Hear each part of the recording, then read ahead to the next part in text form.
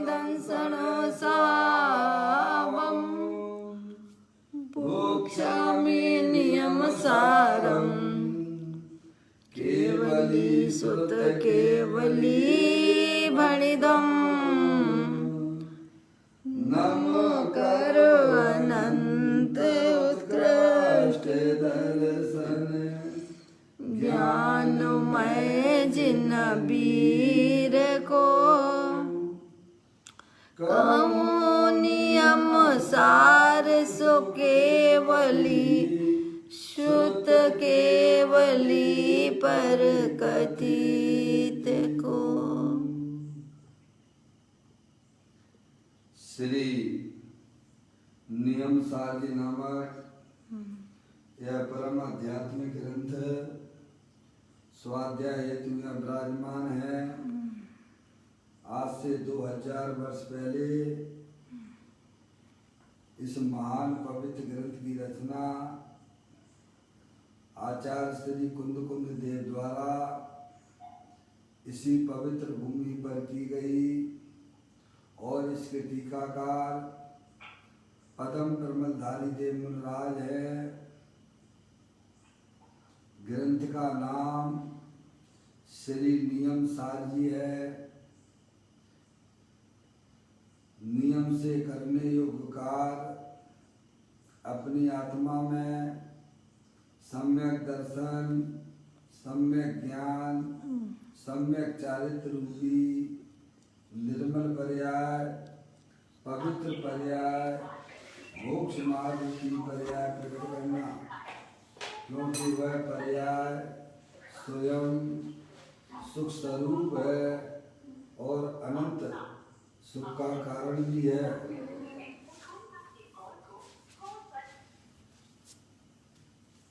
अनादि काल से हमारे आपकी आत्मा में पर को अपना जानने वाली, पर को अपना मानने वाली, पर के साथ संबंध रखने वाली ऐसी मोह राग देश रूपी मलिन पर्याय, अपवित्र रूप पर्याय प्रकट है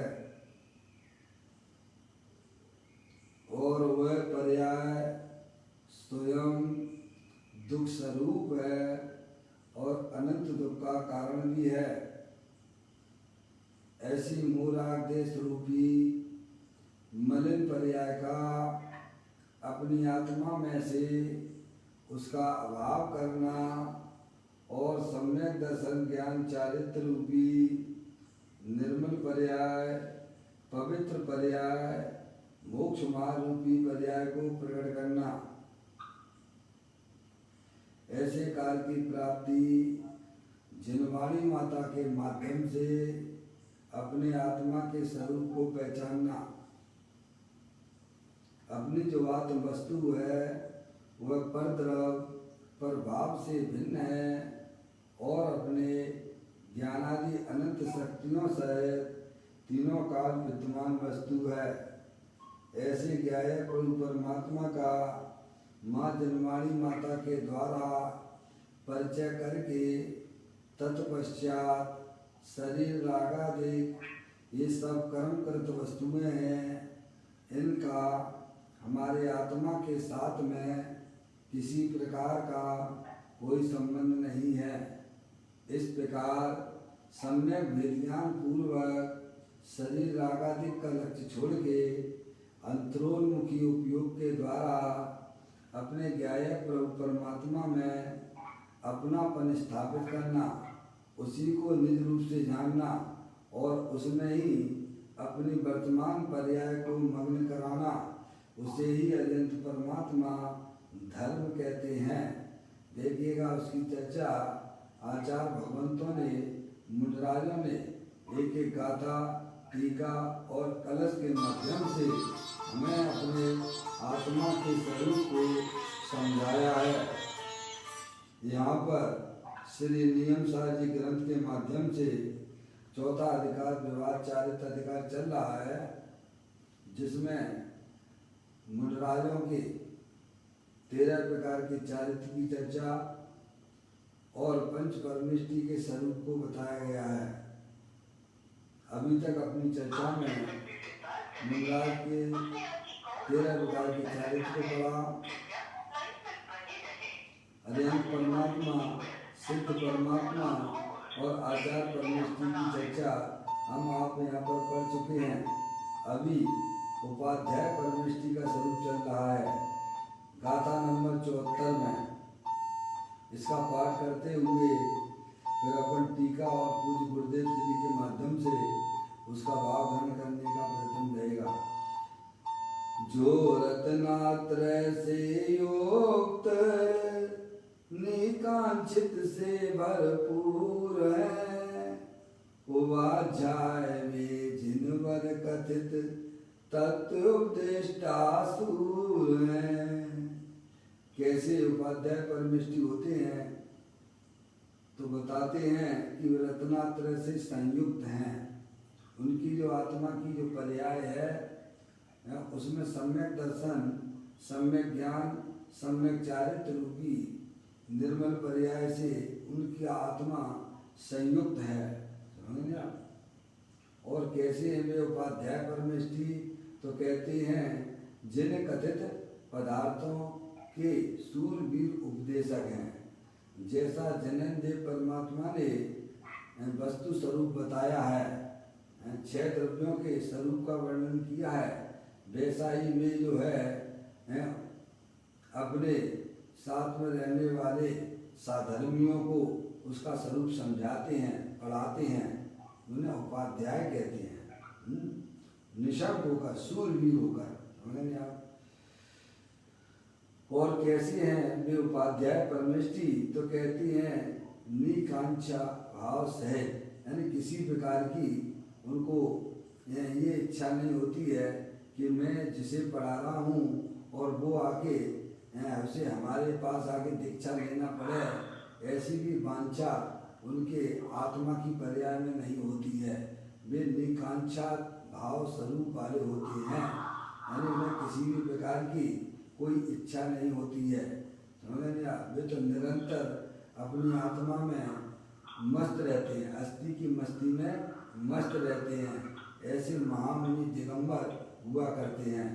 अब ये तो मैंने आपको गाथा पढ़ी। अब इसी के ऊपर श्री पदम प्रमलधारी देव मुनिराज, यानी वे यहाँ टीका लिखते हुए इसी गाथा को कहते हैं, यह अध्यापक अर्थात उपाध्याय नाम के परम गुरु के स्वरूप का कथन है।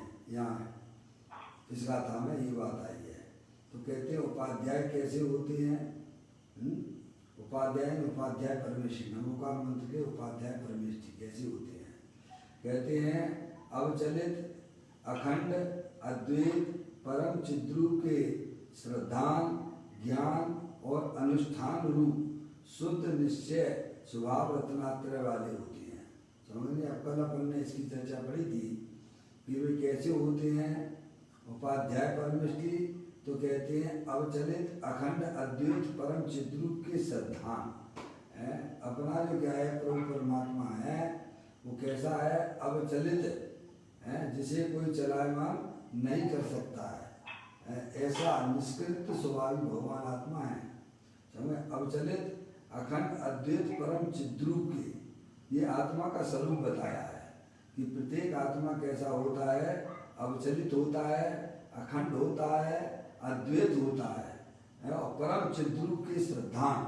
किसका श्रद्धान, या बाहरी देव साथ गुरु की श्रद्धान की बात न करते हुए किसकी श्रद्धान की बात की है।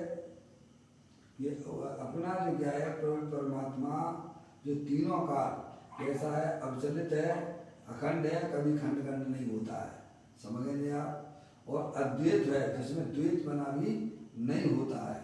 ऐसा भगवान आत्मा परम चिद्रूप के श्रद्धान की बात है, उसी के ज्ञान की बात है और उसी में ही वे लीन रहते हैं।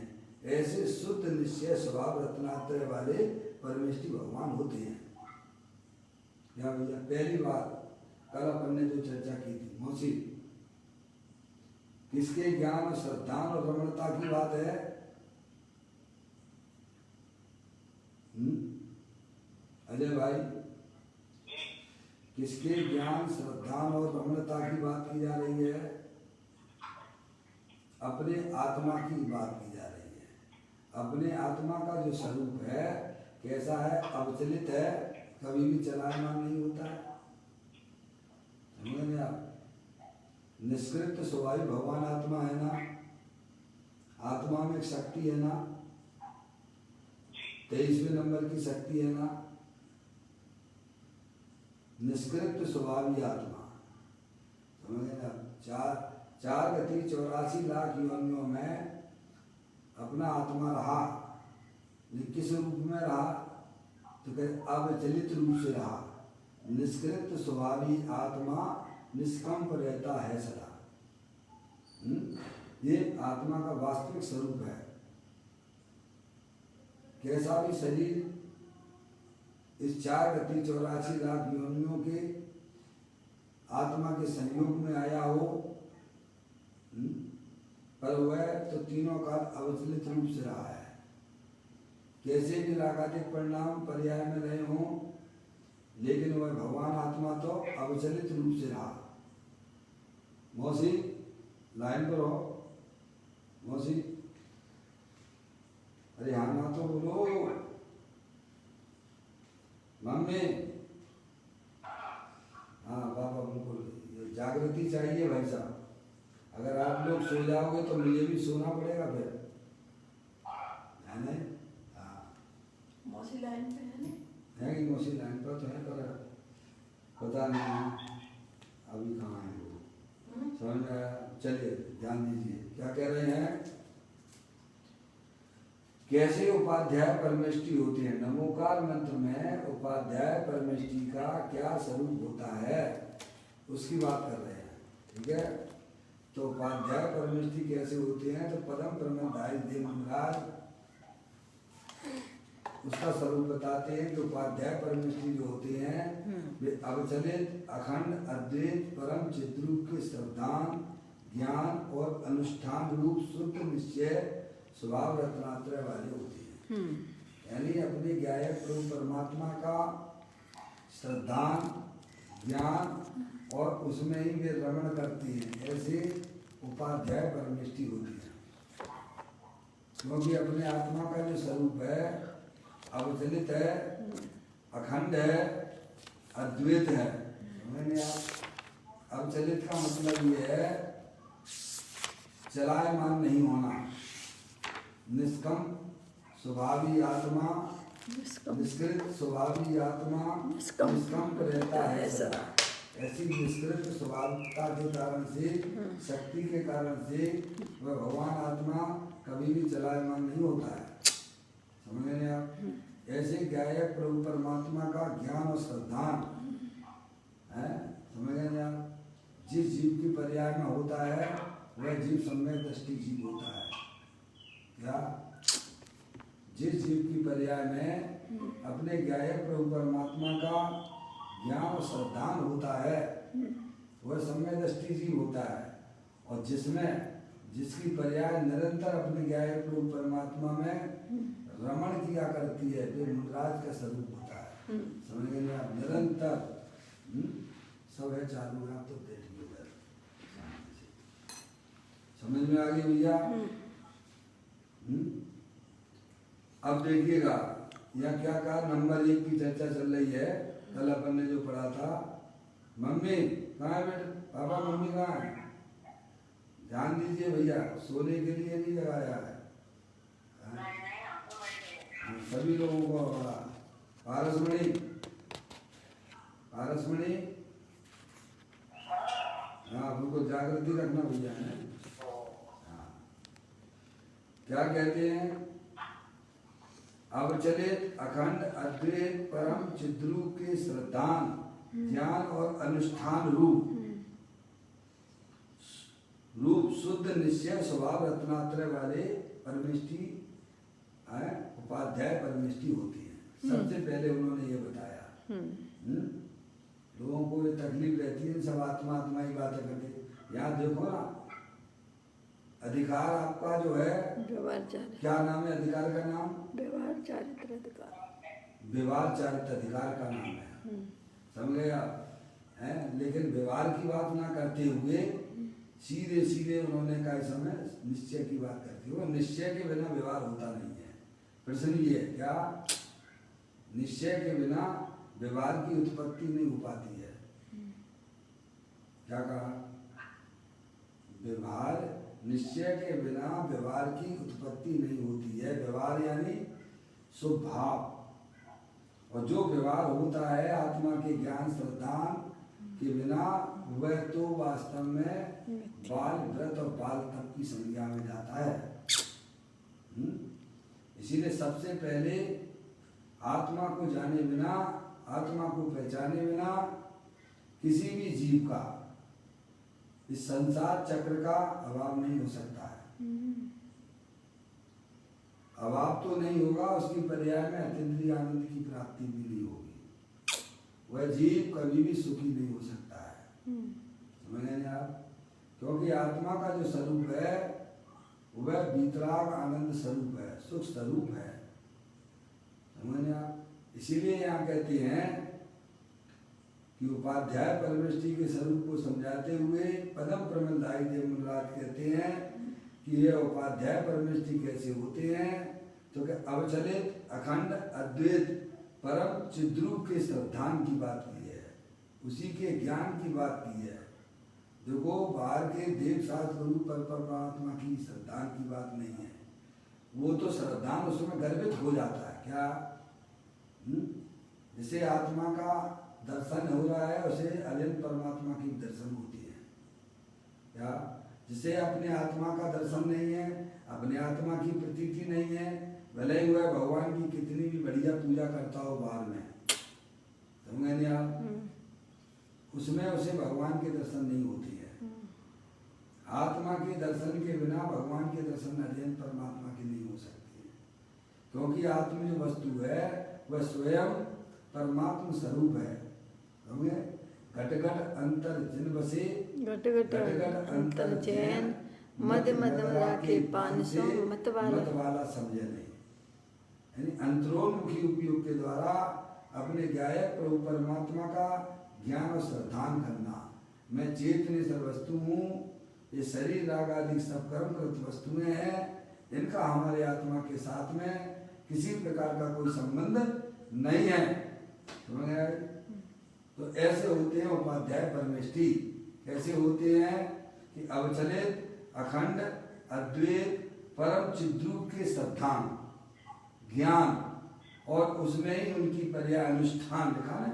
अनुष्ठान का मतलब होता है चारित्र, आचरण, विधान का रूप से परिणमित होना। देखो नीचे आपको दिया गया अनुष्ठान का स्वरूप टिप्पणी में दिया है, आप मूल ग्रंथ में भी जाके देखेंगे तो अनुष्ठान का अर्थ क्या है, उसी में यानी अपना जो अवचलित अखंड अद्वैत परम चिन्ह स्वरूप है उसका ही आचरण करना। क्या भाई साहब, आप कहीं से भी उठा के देख लीजिए, आप 6 डाला में भी आप देख लीजिए, आप रूप में लीन रहे थे सम्यक चारित्र सोई, उसी का नाम चारित्र है। शरीर की क्रिया का नाम चारित्र नहीं है, समझ में आया? स्वभाव का नाम भी चारित्र नहीं है। चारित्र किसे कहते हैं? अपनी आत्मा में भ्रमण करना, अपने आत्मा का ज्ञान करना, फिर उसी का श्रद्धान करना, और फिर उसमें ही अपनी वर्तमान पर्याय को भ्रमण कराना। उसका नाम अनुष्ठान है, उसका नाम जो है आचरण है, उसका नाम चारित्र है, और उसी को विधान भी कहते हैं। उस रूप आत्मा परिणमित हो जाना। समझ नहीं आप? इतनी बात क्लियर हो गई भैया, आगे समझ में? तो आगे के दूसरे नंबर का पढ़ूंगा मैं। मौसी आज क्या सो गई हो? काट के लगा दो दोबारा। हाँ, इनका काट के दोबारा लगा दो मौसी का, देख लेना समझ कर जाए, है ना? क्या भाई, मौसी जागृत रहती है पर आज उनकी आवाज नहीं आ रही है, समझ में आया? पापा चलिए, पापा की तो आ रही है। इतनी बात समझ में आ गई कि मुनराज क्या करते हैं, उपाध्याय परमेष्ठी का स्वरूप क्या है वो चर्चा चल रही है। पहले नंबर का पाठ पूरा हो गया हो तो दूसरे नंबर का बलपन पढ़े।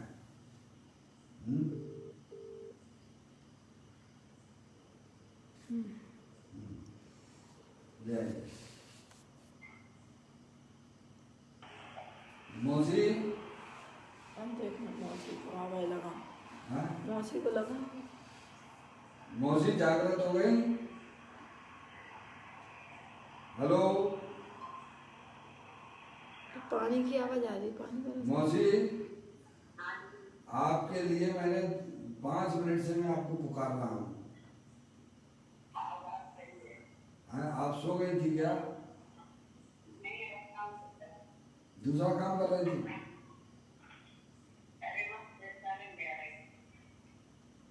सिरसागंज जा रही है। अच्छा, आप बाहर जा रही हो? अच्छा अच्छा अच्छा, कोई बात नहीं। कोई मैंने की ऐसा मौसी की जागृति नहीं दिख रही मेरे को, इसलिए मैं बार बार पुकार के फिर दोबारा फोन लगाया। तो इतना समय जो है चला गया। अगर आप सुन सकते हो तो सुन लें और जाना हो तो चले जाएं, कोई बात नहीं है। हाँ सुन गए। देखो क्या बात चल रही थी, यहाँ पर उपाध्याय परमेष्ठी का स्वरूप चल रहा है। परम प्रमलदायी जी मुनिराज ने उपाध्याय परमेष्ठी का पहले नंबर का पॉइंट बताया कि वे उपाध्याय परमेष्ठी कैसे होते हैं। कहते अवचलित अखंड अद्वैत परम चिद्रूप के ज्ञान श्रद्धान और अनुष्ठान रूप शुद्ध निश्चय रत्नात्र स्वभाव वाले होते हैं। अपना जो आत्म वस्तु है वह कैसी है तो कहते हैं अवचलित है, अखंड है, अद्वैत है। उसके ज्ञान और श्रद्धान की बात है। इसकी बाहरी पर परमात्मा के ज्ञान श्रद्धान की बात नहीं, क्योंकि बाहरी अरिहंत परमात्मा के ज्ञान श्रद्धान तो अपने आत्मा के ज्ञान श्रद्धान में गर्भित हो जाता है, क्योंकि प्रत्येक आत्मा अरिहंत परमात्मा स्वरूप ही है, जिन स्वरूप है। समझ गए ना? तो ये पहले उन्होंने बताया कि उपाध्याय परमेष्ठी कैसे होते हैं। तो वे कहते हैं कि वे अपने आत्मा के ज्ञान और श्रद्धान और उसमें अपनी पर्याय को रमण कराते हैं, उन्हें उपाध्याय परमेष्ठी कहते हैं। नंबर 1 हो गया भैया, बात पक्की हो गई अजय भैया। अपना जो आत्म स्वरूप है, हमें भी अगर मान लो अपनी पर्याय में सम्यक दर्शन प्राप्त करना है तो अंतरोन्मुखी उपयोग के द्वारा जो अपना अवचलित अखंड अद्वैत परम जिन स्वरूप है उसका ज्ञान करना और उसका श्रद्धान करना, तब गाड़ी मोक्ष मार्ग में आगे बढ़ेगी। बारी आप कितनी भी क्रियाएं कर लीजिए, वैरमुख होकर कितना भी पर परमात्मा की भक्ति कीजिए, पूजा कीजिए, स्वाध्याय कीजिए भाई साहब, लेकिन मोक्ष मार्ग में चलने के लिए तो आपको अपने गायक प्रभु परमात्मा का ज्ञान और श्रद्धान ही काम में आने वाला है। जिसे अपनी वर्तमान पर्याय में निराकुलता चाहिए तो अपने भगवान आत्मा का ज्ञान श्रद्धान की जरूरत पड़ेगी। इसके बिना हमारे आपके जन्म मरण की चैन टूट नहीं सकती है। अगर वह जन्म मरण 4 गति 84 लाख योनियों के दुख से निजात पाना हो तो सबसे पहले अपने आत्मा के स्वरूप को पहचानिए। अपना जो भगवान आत्मा जो परद्रव परभाव से भिन्न है और अपने ज्ञानादि अखंड ज्ञान ज्योति स्वरूप है, उसी का ज्ञान करना और उसका श्रद्धान करना और उसमें ही अपनी पर्याय को मग्न कराना, ऐसे मोक्ष मार्गी हुआ करते हैं। ऐसा पंच परमेष्ठी का स्वरूप है। तो नंबर 1 आपकी क्लियर होगी। अब नंबर 2 वहीं से पढ़ते हैं पूज्य गुरुदेव श्री के माध्यम से, क्योंकि 1 की चर्चा अपन कल पढ़ चुके हैं। अब नंबर 2 की चर्चा यहाँ परम प्रमलदायी देव ने 2 नंबर बताया वो पढ़ लेता हूँ, फिर पूज्य गुरुदेव श्री उसका खुलासा करेंगे। जिनेंद्र के मुखार बिंदु से निकले हुए जीवादि समस्त पदार्थ समूह का उपदेश देने में सूरवीर हैं। क्या है? दूसरी बात उन्होंने अब जो है व्यवहार की बात की है। पहले निश्चय की बात की और फिर व्यवहार की बात की। मौसी पहले निश्चय की बात की है और फिर व्यवहार की बात की है। क्या? क्योंकि निश्चय के बिना व्यवहार नहीं होता है। समझ गए आप? तो व्यवहार में क्या कहा? जिनेंद्र के मुखार बिंदु से निकले हुए जीवादि समस्त पदार्थ समूह का उपदेश देने में सूरवीर है। क्या? अब देखो पूज्य गुरुदेव श्री इसी का व्याख्यान करते हुए हमें आपको समझाएंगे, उसे आप यहाँ पर देख लीजिए। आप निकालिए पेज नंबर 278 नंबर का पेज। ये आपका जो है प्रवचन रतन चिंतामणि लगभग पूरा होने के तरफ जा रहा है। ये जो तीसरा भाग है। चौथा भाग जो है आपको PDF फाइल में मिलेगा। जो लोग तैयारी कर सकते हैं उन्हें करना चाहिए। आपके जो है नेट पर पड़ी हुई है PDF फाइल, वहाँ से निकाल लीजिए। मौसी वो जो है शास्त्र भंडार है, उसमें कारणकार के नाम से है। बीतरागवाणी में .com साइड है। उसको क्या धीरज को मेरे से बात करा देना, तो अभी से तैयारी करके रखेंगे। उसमें 300 पेज हैं, तो आप निकाल सकते हो बहुत बढ़िया तरीके से। वहाँ कोई दिक्कत नहीं, क्योंकि अब इस प्रकार से ये ग्रंथ जो अपन को सहज रूप से उपलब्ध होता था, वो प्रिंट उसकी नहीं है, तो वो आपको नेट के माध्यम से ही निकालना पड़ेगा, है नहीं? इसलिए अभी से तैयारी करके रखिए। अभी 10-1 दिन और चलेगा अपना ये। समझ गए? सौरभ भी निकाल लेगा। पप्पू भैया आपको निकालने में कष्ट होगा तो मैं आपके लिए यहाँ से प्रति भिजवा दूंगा, कोई आता होगा। पप्पू भैया निकाल सकते हैं ना उनके बच्चे। हाँ, वो भी निकाल सकते हैं, देख लेना। अब चलिए अपन चलते हैं अपने मूल विषय पर। है पप्पू भैया? हाँ, भिजवा देना। मैं कैसा मैं उसकी निकलवा के एक प्रिंटी आपको भिजवा दूंगा, क्योंकि अजय भाई उसका सब काम करेंगे हमारा।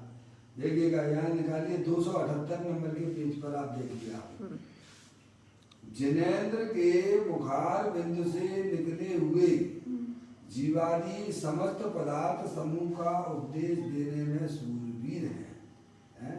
ये बात पदम प्रबल दाई देव मुद्राज ने कही। अब उसी का खुलासा करते हुए गुरुदेव श्री कहते हैं, देखो किसी ने कल्पना से शास्त्र सूत्र लिखे हो वे नहीं, परंतु जिनेंद्र के मुख रूपी अरविंद कमल हैं, उसमें से निकले हुए जीवादि समस्त पदार्थ समूह को अर्थात जीव अजीव पुण्य पाप आश्रव संबंध निद्रा बंध और मोक्ष इन नव तथ्यों का उपदेश करने में उपाध्याय सूरवीर है। गुरुदेव श्री ने कहा किसी ने कल्पना से शास्त्र सूत्र लिखे हो वे नहीं। कौन से? जो जिनेंद्र देव परमात्मा की दिव्य ध्वनि में आए हैं, कैसे उनकी बात करते हैं ना। किसी ने कल्पना से शास्त्र सूत्र लिखे हो वे नहीं, परंतु जिनेंद्र के मुख रूपी अरविंद यानी कमल हैं, उसमें से निकले हुए। जिन्हें दिव्य ध्वनि में ये बात आती है। आज वहाँ जाओगे आप, अजय परमात्मा की दिव्य ध्वनि खेल रही होगी, उसमें 7 तथ्यों के स्वरूप की चर्चा मिलेगी आपको। तो वही बात यहाँ पर हमारे दिगंबर मुराद करते हैं, भोक्ष्यामि नियम सारम केवली सुख केवली बढ़ितम। तो कहते हैं कि उसमें से निकले हुए, क्या निकले हुए? जीवादि समस्त पदार्थ समूह को। जीवादिक का मतलब क्या है? जीव अजीव पुण्य पाप आश्रव संबंध निद्रा बंध और मोक्ष इन नव तथ्यों का उपदेश करने में उपाध्याय सूरवीर हैं। कैसे हैं? स्पेशलिस्ट कह सकते हो आप, हैं क्या तत्व के स्पेशलिस्ट हैं वे उपाध्याय परमेष्ठी। उनको किसी प्रकार की कोई शंका उसमें होती नहीं है, क्योंकि उनका आत्मा भी जिन्हें देव परमात्मा द्वारा बताएगा जो स्वरूप है उस रूप से उनका वर्णन कर रहा है। सारी बातें वे अनुभव के द्वारा लिखते हैं, कल्पनाओं से नहीं लिखते हैं। जैसा जिन्हें देव परमात्मा ने आत्मा के स्वरूप को बताया है वैसे ही आत्मा का उन्होंने ज्ञान भी किया है, श्रद्धान भी किया है और उनकी पर्याय उस रूप से वर्णन भी कर रही है। इसीलिए उनको किसी प्रकार की संशय विपर्य अनध्यवसाय से रहित होने के कारण से उनकी पर्याय में सूरवीरता है। क्या भाई साहब, जैसे आपसे पूछा जाए अजय भैया कि आपका मकान कौन सा है, तो आपको बताने में किसी प्रकार का शंका होती है क्या? किसी दृढ़ता के साथ में आप बोलते हो आप, हैं? कोई आपको उस कहे कि भाई साहब नहीं ये आपका मकान नहीं है, हैं? तो आप कह रहे भाई साहब हाँ बेकार की बातें मत करो आप यहाँ पे, है नहीं, हमसे ऐसी मूर्खों जैसी बातें नहीं करना कि मेरा मकान नहीं है। इतनी आपको दृढ़ता होती है। ऐसे ही उपाध्याय परमेष्ठी को किसी भी प्रकार की कोई शंका नहीं होती है। क्यों? क्योंकि उनके पर्याय में वह आत्मा है भाई साहब ज्ञान और श्रद्धान और रमणता रूप से चल रहा है, हैं? कोई कहे भाई साहब आत्मा में सुख नहीं है, हैं? तो कहेंगे भाई साहब तुमको कुछ पता नहीं है, समझ में नहीं आई। आत्मा आनंद से भरपूर है, आत्मा में इतनी वीरता बढ़ा हुआ है, इतना प्रसाद है कि तुम एक बार उस आत्मा की तरफ देखो तो सही। इतना ज्ञान और दर्शन आदि अनंत गुणों का भंडार पड़ा हुआ है, समझने आप। ऐसी उनको दृढ़ता है, वीरता, गंभीरता, धीरता, सारे गुण उनको प्रकट होते हैं। जैसे हमें अपने घर के बारे में किसी प्रकार का कोई शंका नहीं होती है, क्या ऐसे ही मुनराजों को उन्होंने पर्याय में जो अरिहंत परमात्मा ने जो वस्तु स्वरूप बताया है, जो 7 तत्वों का स्वरूप बताया है, निशंक होकर वे अपने साथ में रहने वाले साधर्मियों को उसका स्वरूप पढ़ाते हैं, समझे आप, समझाते हैं। ऐसी सूरवीरता उनकी पर्याय में होती है, समझे आप ऐसा, ऐसा कोई बात है। तो कहते हैं देखिएगा या क्या बताया, देखो किसी ने कल्पना से शास्त्र सूत्र लिखे हों वे नहीं, परंतु जिनेंद्र के मुख रूपी अरविंद कमल हैं, उसमें से निकले हुए जीवादि समस्त पदार्थ समूह को, 9 पदार्थ है ना, 9 पदार्थ बताए थे ना, तत्व कहें तो 7 तत्व पदार्थ एक ही बात है। आश्रम के 2 भेद कर दिए गए, आश्रम पुण्य पाप तो 9 हो गए, है ना। जीव अजीव पुण्य पाप आश्रम संवर निजरा बंधर मोक्ष, इन 9 तत्वों का उपदेश करने में उपाध्याय सूरवीर हैं, फिर भी उन्हें कांक्षा नहीं होती है। क्या पढ़ाते हैं, खूब समझाते हैं अपने साधर्मियों को, पर उनको ये वांछा नहीं होती है कि भाई साहब इससे थोड़ा सा अपन कोई जो है ये मैं इसको पढ़ा रहा हूँ तो कोई ये मेरे से आगे दीक्षा लेगा, क्या भाई साहब, या जो है आगे चल के हमारी जो है साधना में कुछ सहयोग करेगा। जब हमारी मृत्यु काल आएगी तो ये मेरे को समझाएगा, बताएगा, ऐसी भी अंदर में इच्छा नहीं होती है। निर्वांछित होकर वे कैसे में पढ़ाने का काम करते हैं, निकांक्षित स्वरूप वाले होते हैं। क्या ये पढ़ जाएगा तो ऐसा नहीं मेरे से आगे निकल जाएगा, है ये अगर इसे मैं सब बातें बता दूंगा तो ये मेरे से कोई आगे निकल जाएगा, ऐसा परिणाम भी नहीं होता है। अथवा मैं इसको पढ़ा रहा हूँ तो ये मेरे से आगे दीक्षा इसको देना पड़े, ऐसी भी वांछा नहीं होती है, समझ गए भैया। ऐसे ज्ञानियों का स्वरूप चौथे गुण स्थान से ही प्रकट हो जाता है, समझ लीजिए आप। मुनराज के लेवल की बात तो बहुत ऊंची हुआ करती है, समझ लें आप। ज्ञानी जीव जानता है हर जीव अपने परिणाम का करने धरने वाला है, मुझे उससे कोई वांछा नहीं है। ऐसा निर्वांछित स्वरूप समझ गए पर्याय में प्रकट होता है। निकांक्षित भाव समझ गए आप? ऐसा सम्य दृष्टि जीव को अल्प रहता है, मुनराज को बढ़ोतरी है, उसमें कितना अंतर है समझ गए आप? ये सा है। अरे ठीक है, दुनिया जान जाएगी। लौकिक में तो ऐसा होता है कि भाई साहब कोई थोड़ा सा जान जाए तो वो अपने आप को क्या है भाई साहब मैं चौड़ा गली सकली हो जाती है। अजय भैया हैं, कोई मोबाइल के बारे में कोई जानता हो तो उसे कह दो हाँ ठीक है वैसे जरा बैठो चुपचाप, पहले मैं अपना काम कर लूँ तब तुम्हें बताता हूँ। नहीं क्या वैसा, और बार बार कहे जाने पर भी वह बताने के लिए उसका मन नहीं होता है। क्यों? क्योंकि अगर ये जान जाएगा तो भाई कीमत क्या रहेगी।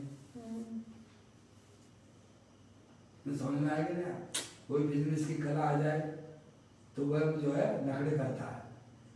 भाइयों को अगर जो है कुछ थोड़ा सा रसोई संबंधित अच्छे बढ़िया जो है मिठाई बना लेती हो, समझ गए, मैसूर पाक वगैरह, तो बताने में उन्हें कितने करती हैं। लेकिन ज्ञानियों को इस प्रकार की वो नहीं होती है कि जान जाएंगे तो ये बहुत बड़े वो हो जाएंगे, फिर हमारा क्या होगा, बिल्कुल भी नहीं। उनका हृदय बहुत विशाल होता है, खुले, दुनिया जान भी तो जानते, वे तो ये चाहते कि सब जीव जाने, ऐसे अपने आत्मा के स्वरूप को जाने और सब जो है मोक्ष मार्ग में बढ़े, कोई भी जीव संसार में नहीं रहे। ऐसी अंदर की भावना ज्ञानी जीव की पर्याय में हुआ करती है। वे संकोच दृष्टि वाले नहीं होते हैं, समझे आप? सब जानेंगे, सब अपने परिणाम का खाएंगे पिएंगे, अपन को क्या है, समझे आप? ये भाई साहब मैं इनको बता दूंगा तो ये बहुत आगे बढ़ जाएगा और फिर अपन वहीं रह जाएंगे, नहीं इसीलिए नहीं बताना, समझे? ये तो सब संसार में चलता है, मोक्ष मार्ग में ये काम नहीं होता है, समझे?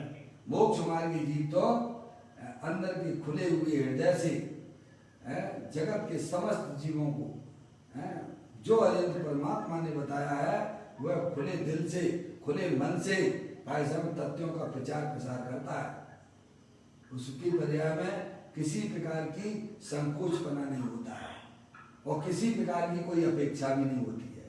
क्या भाई साहब मैं इसे पढ़ा दूंगा, बता दूंगा तो ये जो है भाई साहब बड़ा हो जाए, आगे निकल जाएगा, अथवा अब इसे जो है मेरे से दीक्षा लेना होगी, ऐसी भी वांछा उपाध्याय परमेष्टि की पर्याय में नहीं होती है। इच्छा रहे निकांक्षित स्वभाव वाले होते हैं। देखिएगा अब देखिए यहाँ का उसमें से निकले हुए जीवादिक समस्त पदार्थ समूह को अर्थात जीव अजीव पुण्य पाप आश्रम संबंध निद्रा बंध और मोक्ष इन नव तथ्यों का उपदेश करने में उपाध्याय सूरवीर हैं, फिर भी उन्हें कांक्षा नहीं होती है। क्या समझे? ये पढ़ाते हैं, ये काम करते हैं, समझे आप? जैसा भगवान की दिव्य ध्वनि में आया है वैसा ही है। जैसे आचार्य कुंद देव विदेश क्षेत्र में गए थे, बताते हैं, समझे ना? 8 दिन वहाँ रहे थे, भगवान की दिव्य ध्वनि भी उन्होंने सुनी थी और वहाँ पर गर्दर आदि के साथ तत्व की चर्चा भी करते थे, समझ ना? तो बात आखिर उन्होंने यहाँ पर शास्त्रों में लिखी है, समझ ना? वही समझाते हैं, वही बताते हैं और अंदर में किसी प्रकार की कोई इच्छा होती नहीं है। इसीलिए तो निकांक्ष भाव सहित ऐसा शब्द है ना, मूल गाथा में लिया आचार्य कुंद, समझे? पदम प्रबल धाई मूलराज ने भी वही शब्द लिया, निकांक्षित स्वभाव वाले होते हैं। तात्पर्य यह है कि अपन कहते हैं बोलना आता है, तात्पर्य यह है कि अपन कहते हैं बोलना आता है, सिखाना आता है, इसीलिए अपने मानने वाले तो होंगे, अपना पक्ष तो करेंगे, ऐसी कांक्षा धर्मात्मा उपाध्याय तो नहीं। ऐसा कहते हैं। हाँ ऐसा मार्ग वीतराग का कहा है। श्री भगवान। अशोक भैया, बहुत बढ़िया। अशोक भाई हमारे राजीव भाई है, बिल्कुल हमेशा जागृत रहते हैं, समझ आप रहते हैं। कैसे होते हैं उपाध्याय परमेश्वर, उसकी बात चल रही है, समझ आप। आप तो हमें जो बताते थे उससे बहुत उल्टी बात है, हैं? हमें यहाँ कोई मुनि आता है, अपने माता पिता का सम्मान करवाते हैं, समय और उल्टी में हमको पूछते थे। अशोक भैया, हैं? अब काय के माता पिता, अब मुनि हुए तो फिर माता पिता काय के, काय का सम्मान, काय की इज्जत है। वैसा इनका जो है, हमारे माता पिता आए हैं, इनका सम्मान करो, ऐसी वांछा होती होगी? कहाँ से होती होगी? अरे बोलो अशोक भैया। नहीं। हाँ राजीव भैया, ऐसी इच्छा होती होगी कि हमारे माता पिता आए हैं, जनता लोग इनकी जो है क्या करे, सम्मान करे, इनको इज्जत दे, उनके लिए तो सभी सामान हो गए हैं, समझ गए ना आप। ऐसे मनोराज का स्वरूप तो होता ही नहीं है। यहाँ तो कहते हैं कि वे जिन्हें देव परमात्मा द्वारा बताया गया जो न पदार्थों का स्वरूप है, उसको निवांछित है, निकांक्षा स्वरूप है, कोई सी प्रकार की कोई इच्छा उनके परिणाम में होती नहीं है। वो तो बहुत दूर की बात होगी। देखिए आप, ऐसा मार्ग वीतराग का कहा श्री भगवान ने। ये जो है मूल लाइन, ऐसा मार्ग कहा है, ये पदम परमलाय दिन मुनराज कहते हैं। अरे भगवान के द्वारा कथित वीतराग मार्ग दुनिया को सुनने नहीं मिलता है। समय धर्म के नाम पर भी व्यक्ति जाता है तो ये 7 तत्वों की न पदार्थों की चर्चा तो नहीं मिलेगी आपको। क्या की चर्चा मिलेगी? अशोक भैया एक मंदिर बनवा दो, भगवान की प्रतिमा पधरवा दो, कमरा जो है त्यागी व्रतियों के लिए बनवा दो, रुपए पैसे दे दो, काय की चर्चा मिलेगी? और हम समझते हैं कि हमने बहुत बड़ा धर्म कर दिया। धर्म नाम की चीज नहीं।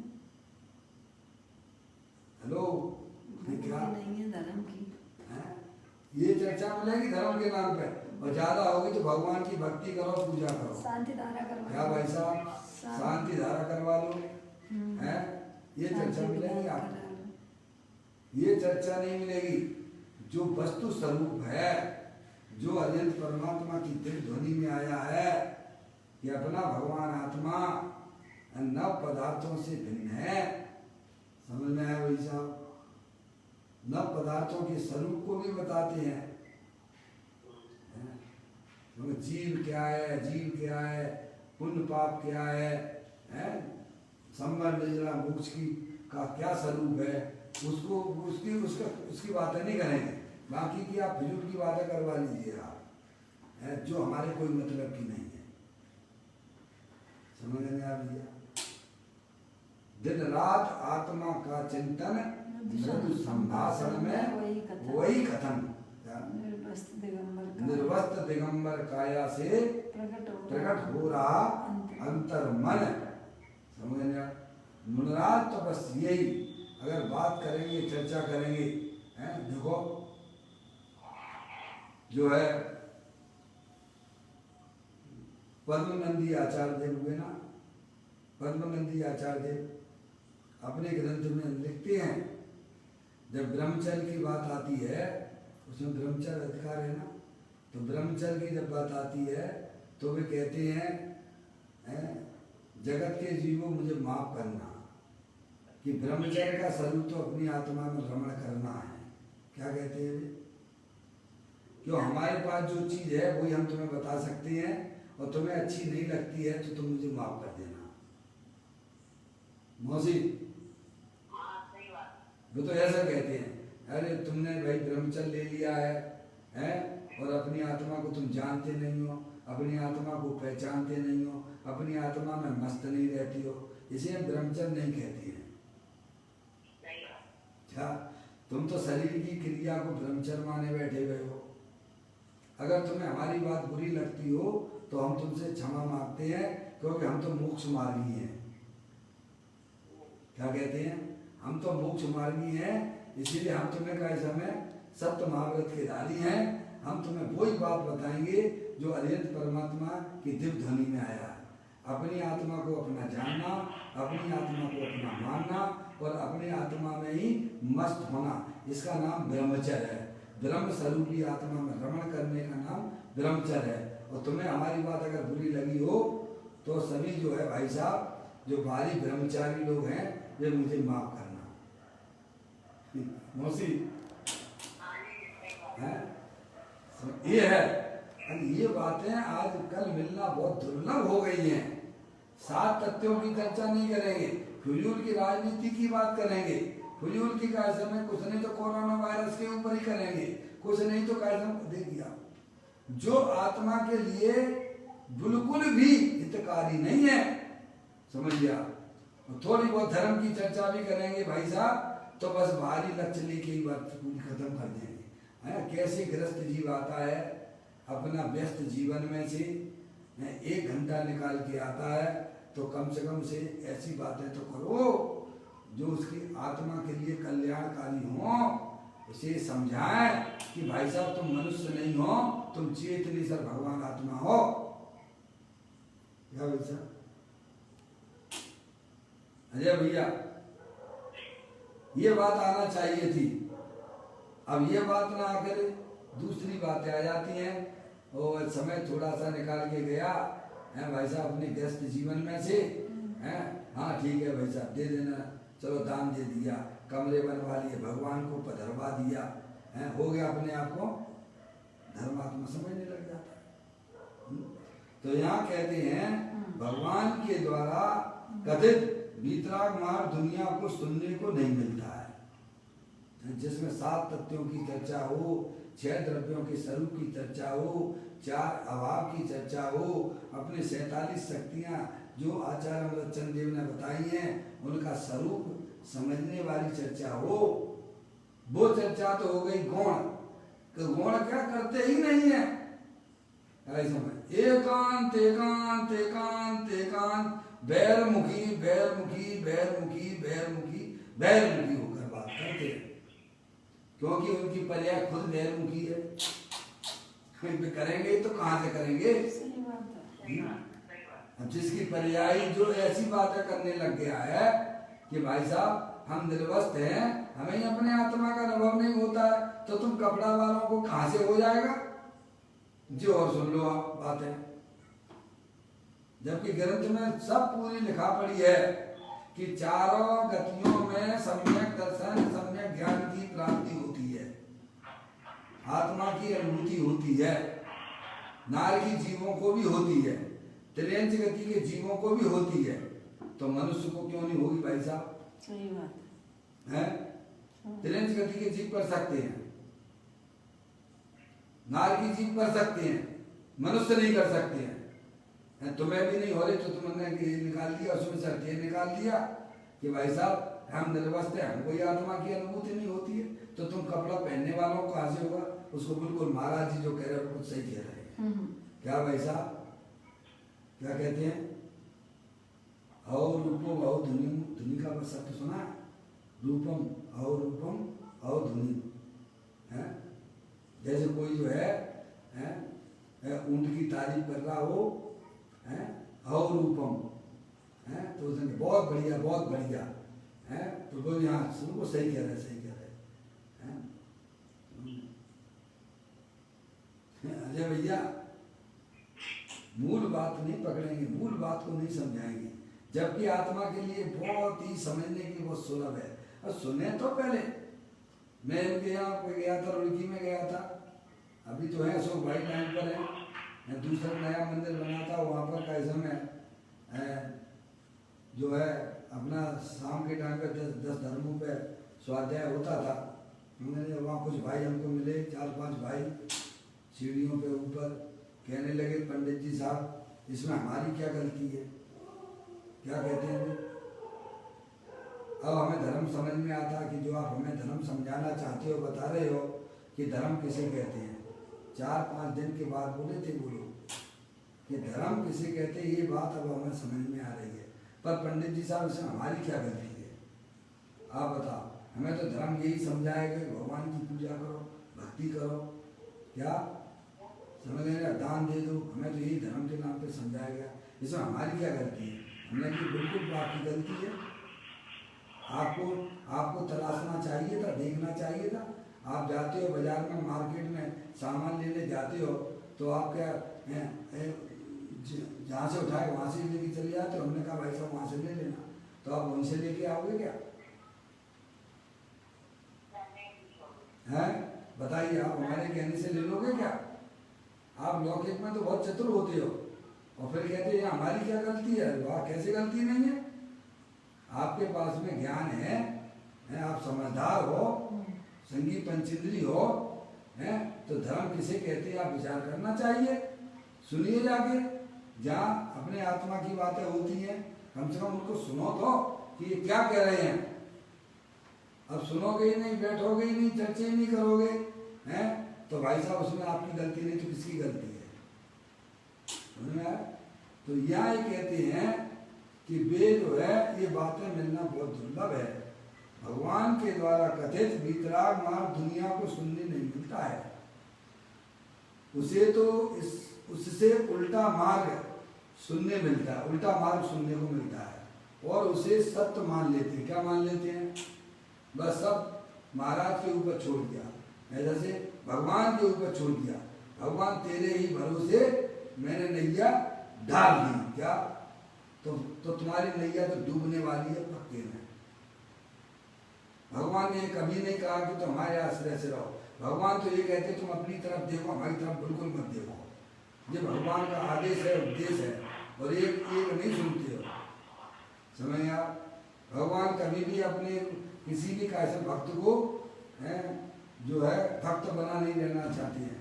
भगवान कहते सब आत्माएं भगवान स्वरूप हैं और अपनी आत्मा में पर्याय में भगवान हो जाओ।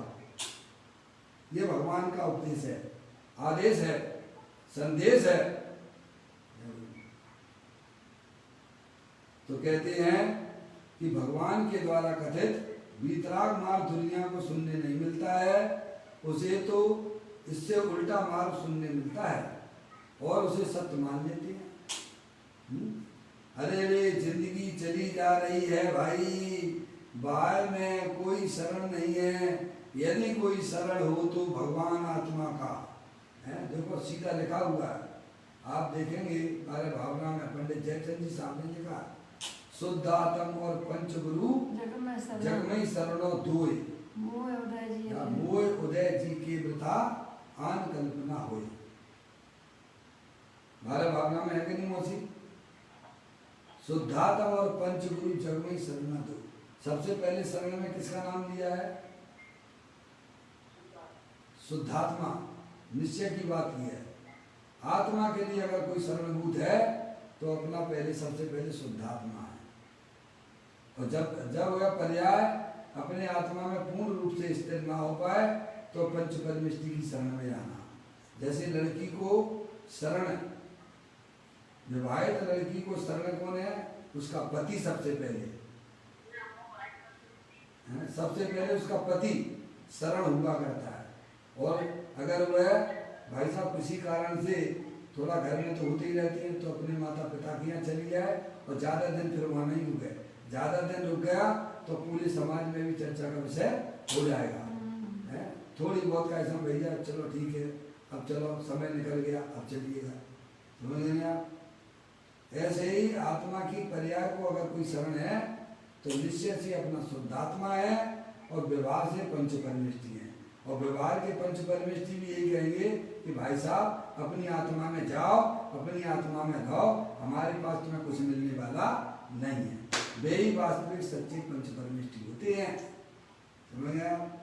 जो अपने आत्मा की शरण में भेजे उन्हें ही वास्तव में दिगंबर साधु कहते हैं। तो तो यहाँ यह बताया जा रहा है जिंदगी चली जा रही है भाई, भाई में कोई शरण नहीं है। हम तो पता नहीं मोह के कारण से किस किस को शरण मान लेते हैं। सबकी अपनी अपनी कहानी है। यदि कोई शरण हो तो भगवान आत्मा का है। प्रत्येक जीव के लिए अगर कोई शरण है तो भाई साहब भगवान आत्मा का है, शुद्धात्मा का शरण है। भाई साहब अभी से आप थोड़ा सा प्रैक्टिस करने लग जाओगे हैं तो इतनी बढ़िया गाड़ी आपकी चलेगी मोक्ष मार्ग में। आप ये समझिए कि इसको जो है क्या कहना है, अभी इसका अभ्यास होना चाहिए जीवन में। पहले शुद्धात्मा के स्वरूप को पहचानो और फिर बारंबार, अरे आप जहाँ भी रहोगे वहाँ पर आपको आनंद ही आनंद मिलने वाला है, क्योंकि आपने जो है सुख स्वरूपी भगवान आत्मा की संगति की है। दुखी हो रहे हो तो अपने आत्मा को भूल कर हो रहे हो, हैं? समझ, शुद्धात्मा की शरण करना बस। अपना वह शुद्धात्मा अवचलित अखंड अद्वैत रूप से विद्यमान है, कभी चलायमान नहीं होता है। भले ही शरीर बदले हो पर वह आत्मा नहीं बदलता है, भले ही नागादिक परिणतियां बदलती हो पर उसमें आत्मा नहीं बदलता है। ऐसा अखंड ज्योति स्वरूप भगवान आत्मा देह देवल में विराजमान है। उसका ज्ञान करना, उसका श्रद्धान करना और उसमें ही अपनी वर्तमान पर्याय को मग्न कराना, इसका नाम धर्म है भाई साहब। आज करो, काल करो, अनंत काल बाद करो, पर चलना तो आपको, अगर पर्याय में सुख चाहिए, आनंद चाहिए, शांति चाहिए, तो भाई साहब ये काम आपको, हमको, सबको करना पड़ेगा। आत्मा ही रहोगे, कभी भी शरीर रूप होने वाले नहीं हो और हुए नहीं हो। इसीलिए अभी अपने पास में समय है, ये मनुष्य पर्याय के जितने भी समय हैं अपनी आत्मा के साथ में निकालने के लिए होना चाहिए। समझ में आया भैया? पप्पू भैया अभी से बारंबार अभ्यास करो, अपने आत्मा के स्वरूप को पहचानो। अपना आत्मा अनंत शक्तियों की भंडार वाला है। शरीर को जिसने छुआ नहीं है, रागादिक परिणतियां भी है भाई साहब अछूती रहती हैं। ऐसा देह देवल में विराजमान जिन स्वरूपी भगवान आत्मा है भाई साहब विराजमान है, उसका ज्ञान, उसका श्रद्धान और उसमें ही रमणता हुआ आत्मा के लिए हितकारी है।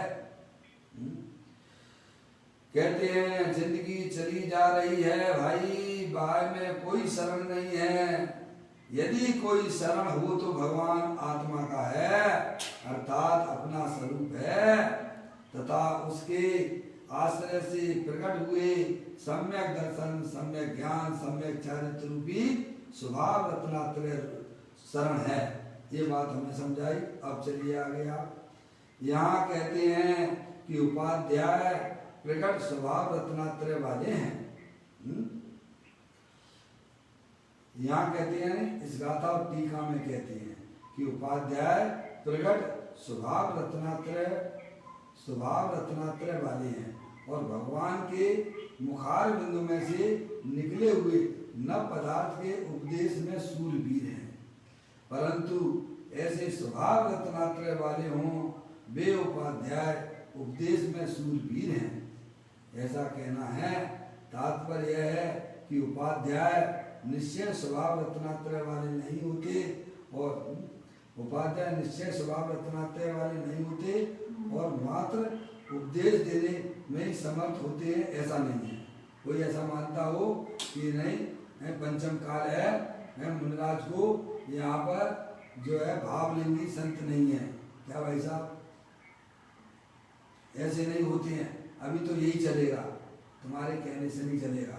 अरे परमात्मा ने जो स्वरूप बताया है उस प्रकार से चलेगा। समझ में आ गया भैया? कहते होते हैं, देखो जाने तात्पर्य है कि उपाध्याय निश्चय स्वभाव रत्नात्रय वाले नहीं होते, मात्र उपदेश देने में ही समर्थ होते हैं, ऐसा नहीं है। समझ रहे हैं आप? सबसे पहले अरे ये बताओ मुनि हुए तो काय के लिए हुए, काय के लिए हुए, आप बताओ मुझे बताइए आप।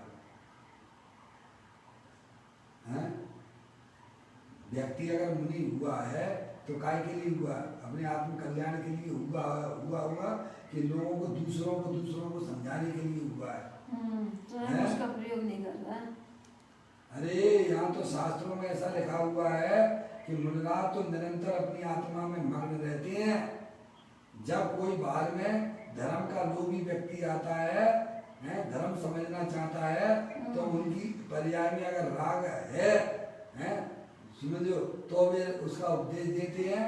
नहीं, उनकी कोई ड्यूटी नहीं है कि आज महाराज जी का प्रवचन 8 बजे होगा। ऐसे भी बंधन नहीं होता है उनको। अजय भैया, इस प्रकार का भी बंधन नहीं होता है कि भाई साहब मुझे 8 बजे आके का ऐसे प्रवचन करना पड़ेगा। हो जाए तो तुम ले लेना लाभ, और नहीं हो तो तुम्हारी तुम जाओ। क्या कहा भाई साहब? ये तो बता देना उसको, तब तो वो उसका समझ में आया भाई साहब? ये मुनियों का धंधा नहीं है कि दूसरों को मात्र समझाते रहना और अपनी आत्मा के बारे में कुछ भी कह समय।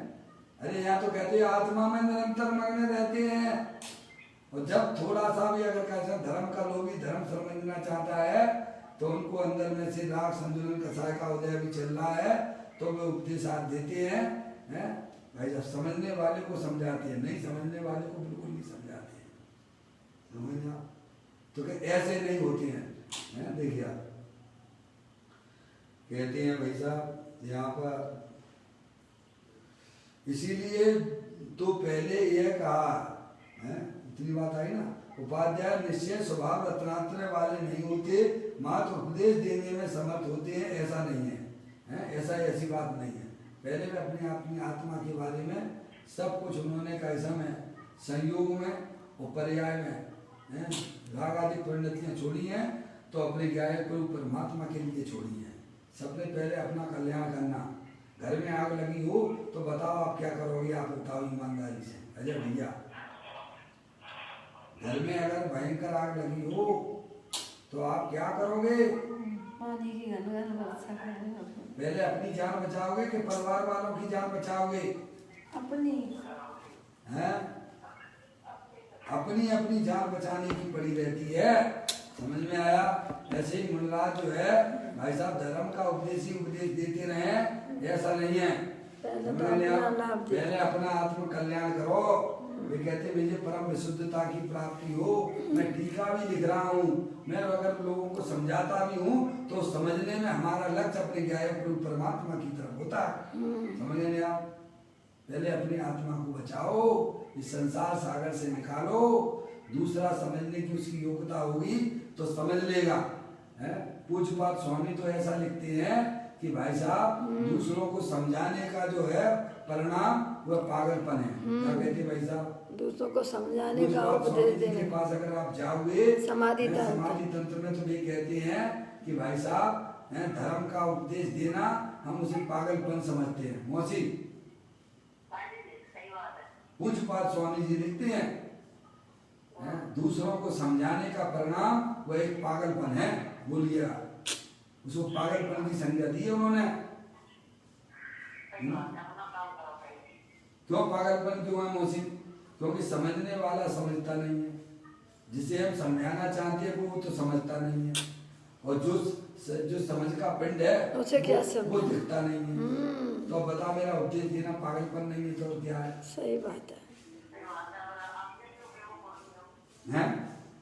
जो समझता है वह दिखता नहीं है, और जो दिखता है वो समझता नहीं है। तो हमारा उपदेश देना पागलपन नहीं है तो क्या है? क्या दिखता है? शरीर दिखता है तो वो तो समझता नहीं है। समझ गए नहीं आप? तो पागलपन है कि नहीं है?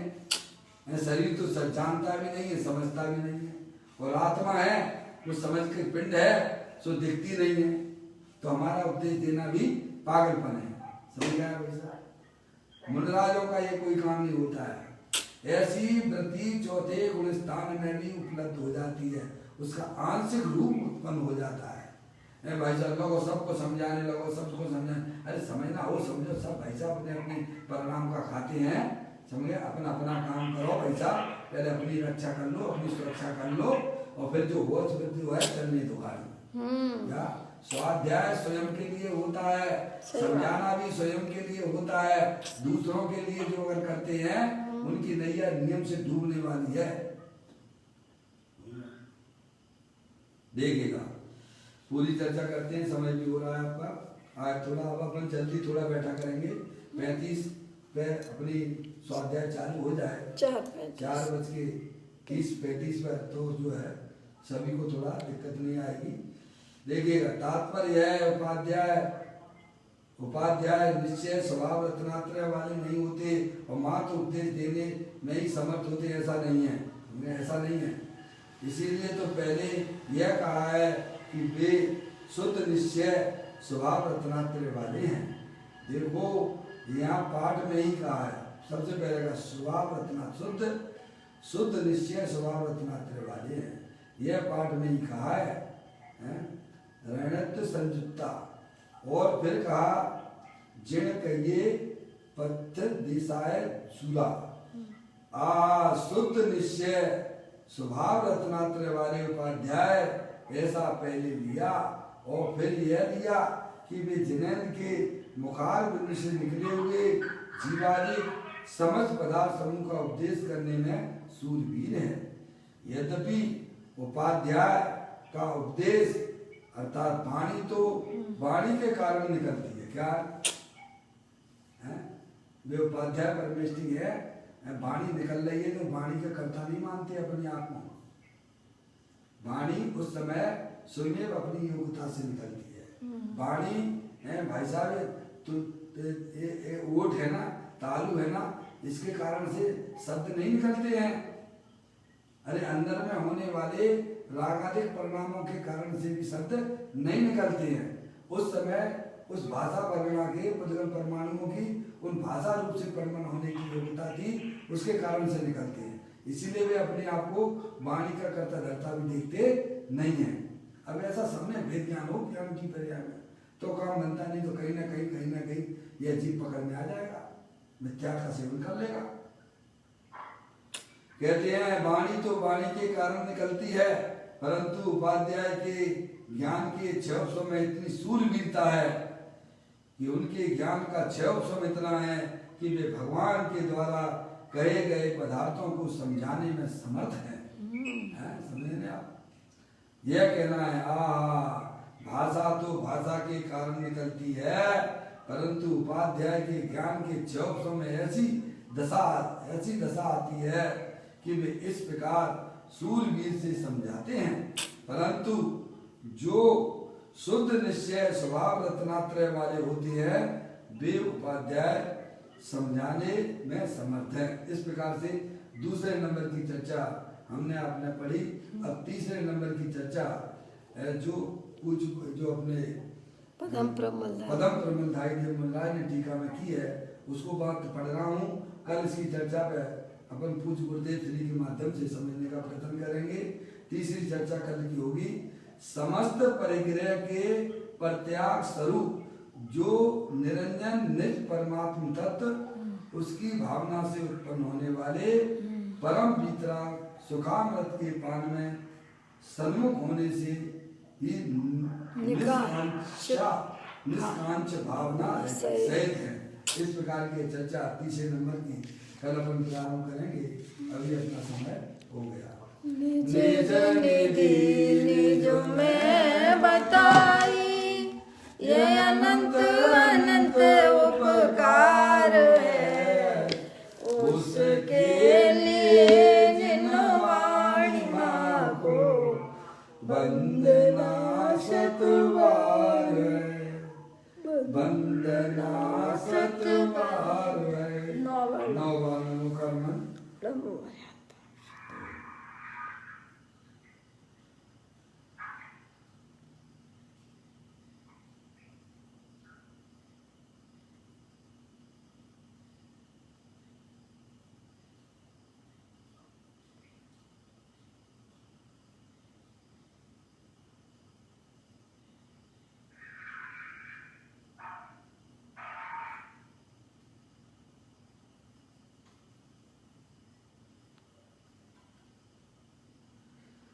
गुरु त्वत्संग जिनवाणी माता की जय। महा जैन धर्म की जय।